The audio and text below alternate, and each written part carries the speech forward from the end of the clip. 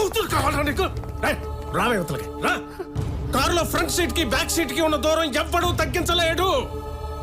Driver గడితో లేచిపోవడానికి సిగ్గులేదు నీకు? వదలరాదండి. ఎవరెవరిని పట్టుకున్నారో చూసి మాట్లాడండి. నాకు ఎదురు సమాధానం చెప్తావురా? చంపేస్తాను నిన్ను. నిన్ను తక్కువ చంపేస్తాను నిన్ను. చంపేస్తాను నిన్ను.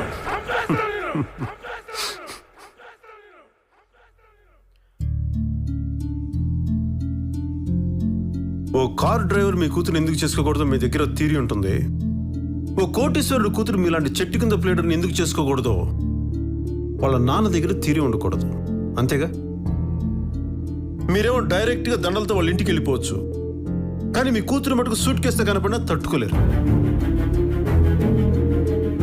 భుజానికి దెబ్బ తగిలిందని కుటుంబాన్నే వెలేసేస్తారు, కానీ మీరు మాత్రం డైరెక్ట్గా గన్ తలకి పెట్టేయచ్చు.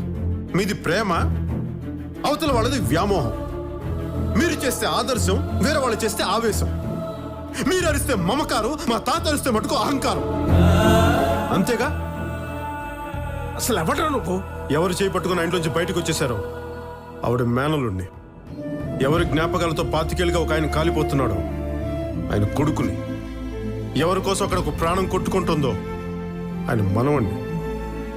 కొన్ని వేల కోట్లు, 10 దేశాలు ఫ్యాక్టరీలు, 1,00,000 మంది కార్మికులు. ఇవేవి తృప్తిని ఒక పేదవాడిని, నందాకి వారసుడిని. అప్పటికిప్పటికి ఏం మారిందత్త? అప్పుడు ఆయన చేతిలో, ఇప్పుడు ఈయన చేతిలో. అంతేగా తేడా? అప్పుడు మా తాత చేసింది తప్పు అయితే ఇప్పుడు మీరు చేసింది కూడా తప్పే. నీ కూతురు వదిలే, నేను తీసుకుపోతాను. ఇప్పుడు మీరు రైట్ అయితే అప్పుడు ఆయన కూడా రైటే.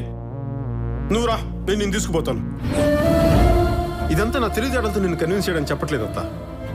నువ్వు తాత మీరిద్దరు చేసిన తప్పని చెప్పాలని నా ఉద్దేశం. ఆయన ఆవేశం ఖరీదు నిన్ను పోగొట్టుకోవడం అయితే నీ కోపం ఖరీదు 25 ఏళ్ళు పుట్టిల్లు వదులుకోవడం. అత్త ఆ రోజు నువ్వు ఇంట్లోంచి వెళ్ళిపోయేటప్పుడు ఒక్క క్షణం గుమ్మం దగ్గర కనుక ఆగుంటే నీకు ఇంకో అరుపు వినిపించుండేది అత్త.